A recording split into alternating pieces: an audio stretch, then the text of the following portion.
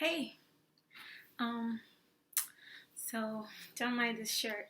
It's just one of those shirts that was pretty cheap. So why not? I like cheap stuff. It's not really a good thing, but um, so what was I gonna talk about? Just a bunch of things that you need to know as you start your natural hair journey. Number one, be patient. I know most of you see videos on YouTube and you're like, when is my hair gonna get like that? Why isn't my hair growing? And you become so impatient with your progress. Let things progress in their own speed. In other words, take your time. Get to know what works for your hair and do it. Number two, don't think that just because someone says this works, it's gonna work for you. No, honey, it don't work like that. So take time to really, do like a little investigation regarding your hair. Like put some work into finding out what works for you. In other words, keep track of what has worked in the past and what hasn't worked. And then kind of put that together to figure out what your hair regime should be. For instance, you should know, how long should I keep braids? How long should I keep a weave? How long should I take them out? How much time do I need to keep something in my hair? How much should I deep condition? Should I shampoo? Whilst there are definitely like general rules that try and deep condition often, or like try and do a deep condition each time that you shampoo, I would definitely say that these are not cutthroat. These are not the end of it. These are things that people have established as rules for their type of hair, and you have to take some time to learn about yours. I know it sounds like a lot, and I know most of us are either in school, getting a degree, we have a family, we have to juggle church and ministry and family and music ministry and a whole bunch of things that come together for a routine. So I know it's not the easiest thing to do, but I'm just going to encourage you to, for instance, during the school year, during the semester, I typically put in braids or have extensions. So I don't have this on during the school year. Nobody sees this afro. It's like a little baby. Shemidem. It just means that it's hiding in my closet or it's in my house.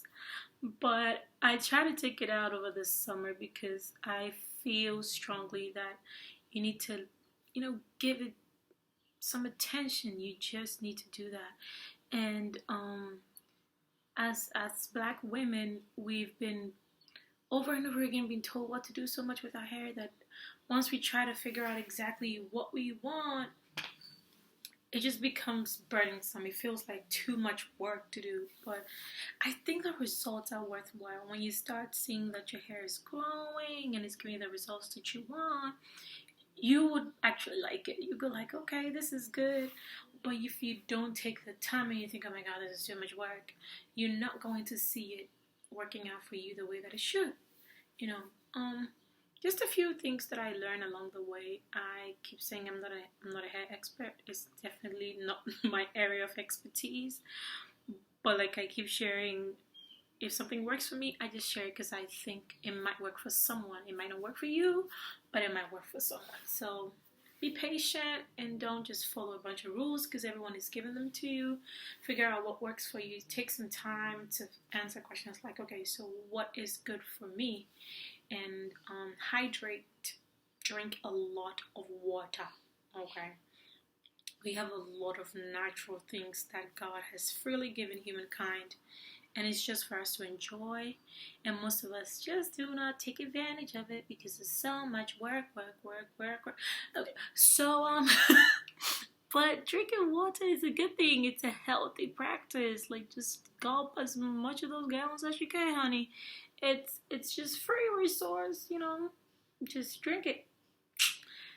Hydrating your body just comes with so many benefits that you should just take advantage of it and do not think it's too much work.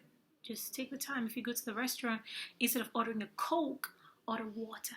So you see, like, you find like smart ways to incorporate hydration into your diet. How about that?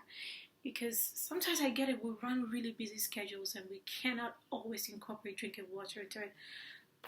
True. But how about just ordering water instead of a soda? Ordering water instead of a fruit juice or a smoothie, which always has some added stuff. So, incorporate things that allow you to be a bit more health conscious.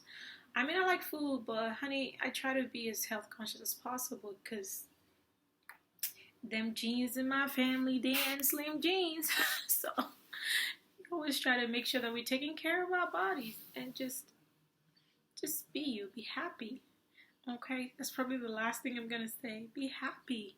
The world is just so stressful with all of its demands and do 1, 2, 3 at 22, 23. By this age, you're supposed to. Right. Because y'all are God and you have a timeline for people. At 35, you're supposed to be married with 2 kids because you are God and you decide what happens to people's lives. The church, we do this. We tear each other down with these, you have to get this done at this age. No, honey, no, I don't. Thank you for your contribution to my life, but sit over there with your demands. Be happy. Most of the time we're stressed out. And no, the joy of the Lord is our strength. Let that joy fill you up and be all that God has called you to be. Without expectations and demands and all kinds of things. Be patient with yourself. Fall in love with yourself. Fall in love with God first. He will show you how to fall in love with yourself the right way without being selfish or judgmental. Okay? So, yeah, I try not to make the videos too long because I don't even like watching long stuff. I get bored. So, yep. Just take your time and love life. Love God. Love life, love people, peace, any blessings. Out of here, people. Call.